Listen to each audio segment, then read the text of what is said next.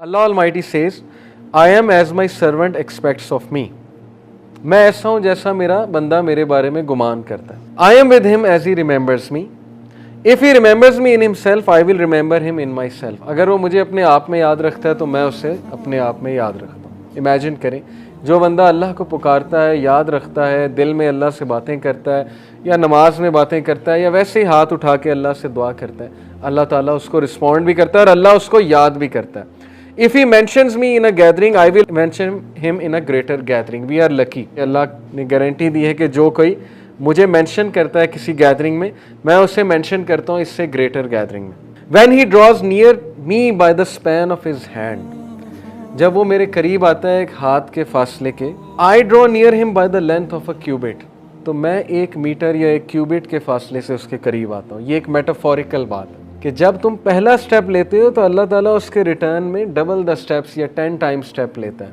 साबित क्या हुआ कि हमें शो करना पड़ेगा अल्लाह को कि मैं आना चाहता हूँ आपकी तरफ. हमें ये शो करना पड़ेगा कि अल्लाह मैं चाहता हूँ बेहतर बनना, मुझे गाइडेंस चाहिए, मुझे अच्छा बनना है, मुझे पर्पस ऑफ लाइफ समझ आ गया कि piety is the purpose of life.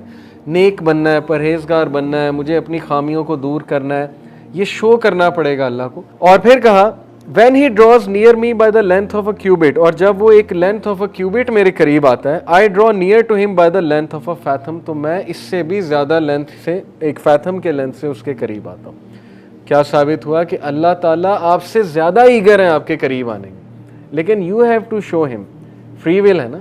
अगर वैसे ही हर बंदे को हिदायत आ जाए, यहाँ पे कोई बचे ही ना अल्लाह का मुनकिर, तो फिर वो कल को ये कहेंगे जी कि फ्री विल ही नहीं दी थी, हम रोबोट्स थे, हमें तो बस वो एक रोबोटिक वो बनाकर भेज दिया था कि बस मेरी इबादत करो.